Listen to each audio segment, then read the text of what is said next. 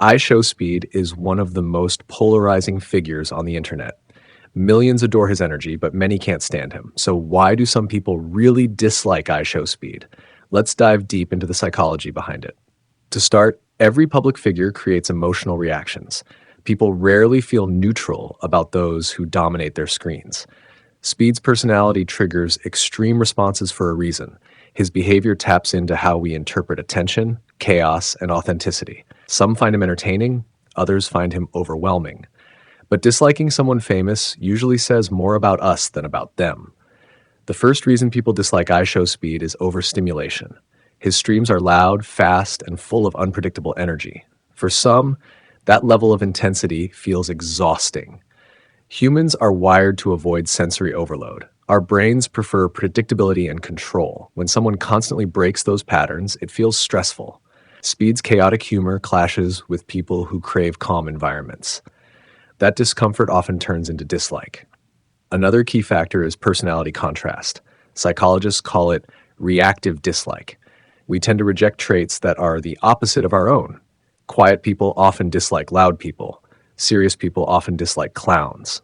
So when a viewer sees Speed screaming, dancing, or breaking things on stream, it highlights traits they personally avoid. That mirror effect creates instant resistance. The brain basically says, I don't want to be like that, and it expresses that through judgment or disdain. Another reason is perceived immaturity. Many see IShowSpeed as childish or impulsive, but impulsivity often reflects raw authenticity. The irony is, people crave authenticity but criticize it when it's unfiltered. Speed doesn't script his reactions. That's why some people find him real, and others find him annoying. Our comfort with chaos reflects our comfort with ourselves. Disliking Speed might actually reveal how much control someone values. The next factor is social identity theory. People define themselves by group membership. Fans of calm, intellectual, or mature content may see Speed as the opposite. So rejecting him becomes a way to reinforce identity. It's a subconscious form of saying, I'm not like those fans. Online culture exaggerates these divisions. The internet thrives on us versus them energy. Every viral creator becomes a symbol of something larger. For Speed, that symbol might be chaos, immaturity, or raw emotion. Hating him can feel like taking a stand for the opposite. But there's also the projection effect. People often project traits they dislike about themselves onto others. If someone feels insecure about being impulsive, they might criticize Speed's impulsiveness to distance from it. Psychologically, that's called ego defense. It protects self-image by transferring discomfort outward. So I don't like Speed can really mean I see parts of myself I don't accept. Then there's the factor of social norms. Society teaches us to act proper. Speed breaks almost every rule of proper behavior. He shouts, curses, makes mistakes live, and laughs at himself. People raised in stricter or more formal environments may interpret that as disrespect. Breaking norms feels threatening to those who live by them. That tension translates into dislike. Another layer is jealousy, not the shallow kind, but psychological envy. Speed built fame through raw emotion, not perfection.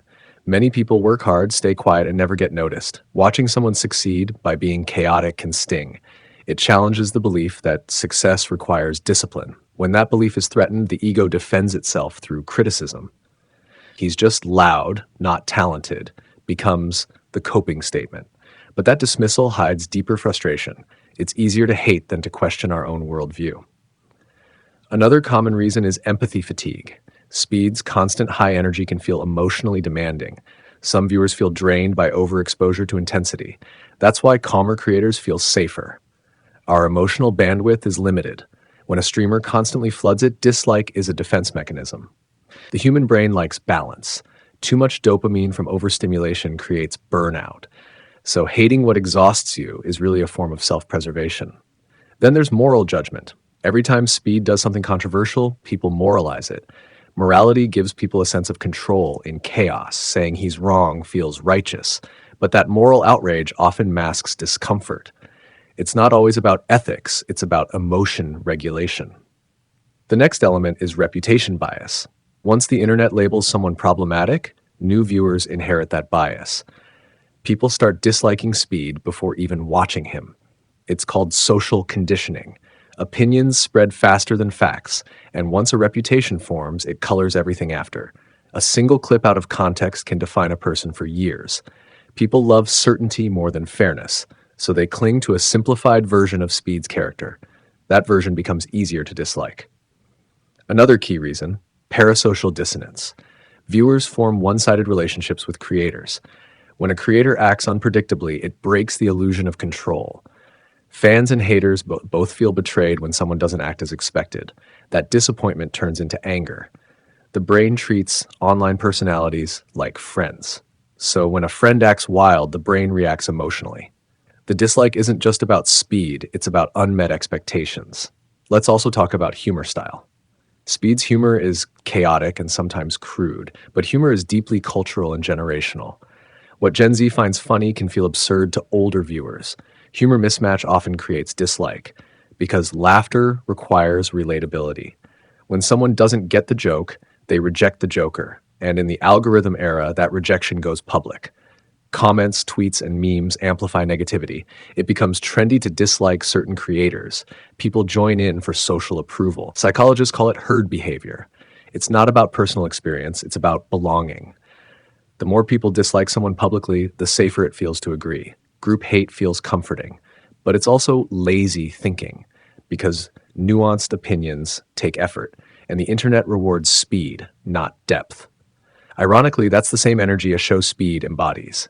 He's chaotic because chaos gets attention. The same mechanism that fuels his fame fuels his hate. People dislike him for playing the same game they're trapped in. That's the paradox of internet psychology. You can't stand what you secretly understand. You can't ignore what mirrors your own behavior online. Speed reflects the modern attention economy in human form. Loud, fast, addictive, unpredictable. Disliking him might actually be disliking the internet itself, because he shows what we've all become, desperate for stimulation. That's uncomfortable to admit. So people reject him instead. They call him cringe. They call him immature. But those words are often emotional armor. It's easier to mock than to reflect. Dislike can be a shield from self-awareness. Still, not every criticism is psychological. Some people simply prefer peace over chaos. That's a valid preference, not insecurity. It's important to separate discomfort from disdain. Discomfort is personal. Disdain is performative. The internet blurs those lines constantly, so hatred often grows from confusion, not conviction. People think they dislike Speed for moral reasons, but deep down they're reacting emotionally because he challenges how we see entertainment, fame, and ourselves. Whether you love him or hate him, he makes you feel something. And in a world numb from endless scrolling, that's rare. That emotional activation is why he stays relevant. It's why the dislike itself fuels the brand. Every hater keeps him in the conversation. In psychology, that's called the attention paradox. The more you hate, the more you engage. The more you engage, the more you amplify. And the more you amplify, the more power he gains. That's why outrage is the new marketing strategy. Speed isn't just a streamer. He's a social experiment. He exposes how emotion drives modern media. Hate becomes currency, and psychology explains why it never runs out. Our brains crave stimulation, even from things we dislike. That's why people who can't stand Speed still watch his clips. They're emotionally invested in not liking him, which is still investment. And Speed, consciously or not, understands that. He amplifies emotion because emotion equals attention. Whether it's laughter, anger, or confusion, it all counts. So, the psychology of people who don't like IShowSpeed is really the psychology of emotional resistance. It's about how humans process intensity, difference, and identity online. And ultimately, it reminds us the people we dislike most often teach us the most about ourselves.